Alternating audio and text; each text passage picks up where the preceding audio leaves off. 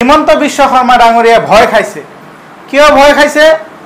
২৬ৰ নিৰ্বাচন আহিছে।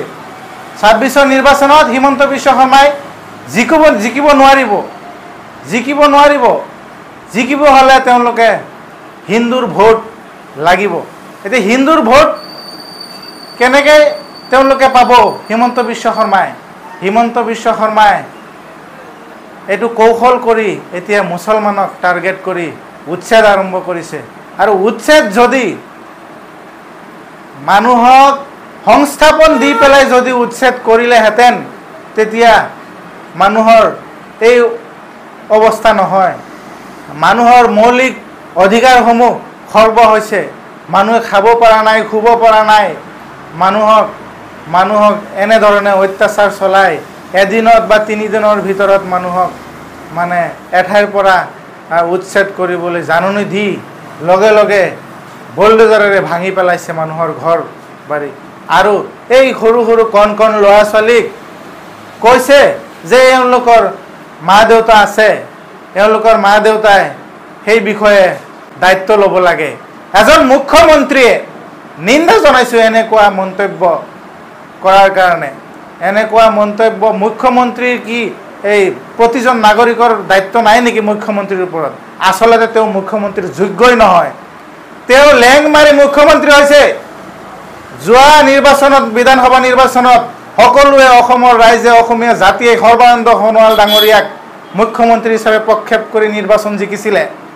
কিন্তু তেওঁ লেং মাৰি পেলাই মুখ্যমন্ত্ৰী হৈছে। গতিকে তেওঁ এতিয়া পগলা কুকুৰৰ দৰে এতিয়া মানুহক কামুৰি ফুৰিছে। আৰু পগলা কুকুৰ যেতিয়া মানুহক, গৰু ছাগলীক কামুৰি ফুৰিব, নিজেই মৰিব। কেইটামানক কামুৰি নিজেই মৰি যাব মূৰ ঘূৰাই। গতিকে তেওঁৰ অৱস্থা এনেকুৱা হৈ গৈছে।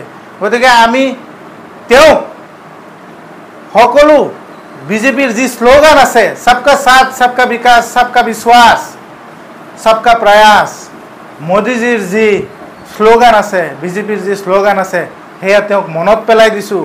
আপুনি অসমীয়া জাতিক যদি সঁচাকৈ ভাল পায় তেতিয়াহ'লে আপুনি এনেকৈ মিয়াসকলক অসমীয়াৰ পৰা আঁতৰাই খেদিবলৈ আপুনি এই চেষ্টা, মানে আপোনাৰ যি চেষ্টা কৰি আছে মিয়াসকলক যাতে অসমীয়া জাতিৰ পৰা আঁতৰ কৰিবলৈ, এই চেষ্টা আপোনাৰ বিফল হ'ব।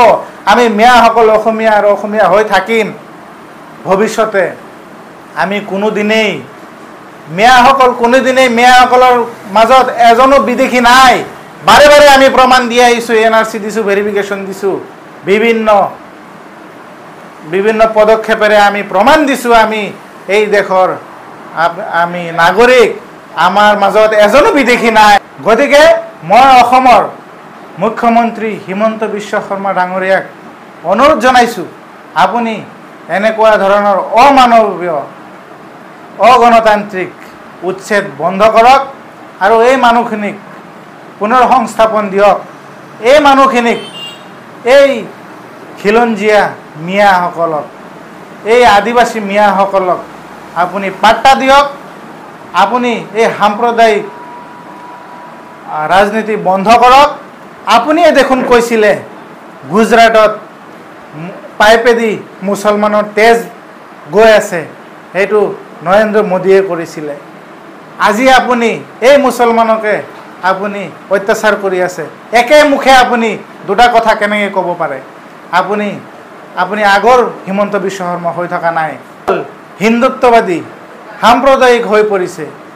আপুনি মুখ্যমন্ত্ৰীৰ আসনত আপুনি ৰাজধৰ্ম পালন কৰক। আমি ইয়াত অসমীয়া জাতি হিচাপে যাতে শান্তিপূৰ্ণভাৱে অসমক যি ধৰণে আপুনি 5 ৰাজ্যৰ ভিতৰত আপুনি উন্নতি কৰিব বিচাৰিছে, সেয়া আমি আপোনালোকৰ লগত সহযোগ কৰিম। এনেকৈ অত্যাচাৰ কৰি থাকিলে আমাৰ অসমখন ৰসাতলে যাব আৰু ক্ষতি হ'ব। গতিকে এই মানুহখিনিক আপুনি উচ্ছেদ নকৰি আপুনি পাত্তা দিয়ক। আৰু এনেই আপুনি 26ৰ নিৰ্বাচন আপুনি এনেই জিকিব পাৰিব, আপুনি অত্যাচাৰ কৰি জিকিব নালাগে। গতিকে অসমীয়া ৰাইজে সকলোৱে এই অসমীয়া জাতিটোক আপোনালোকে নিৰাপত্তা দিয়াৰ বা এই অমানৱীয় উচ্ছেদ বন্ধ কৰাৰ কাৰণে সকলোৱে মাতক। আৰু এয়াই মোৰ সকলোলৈ আহ্বান থাকিল।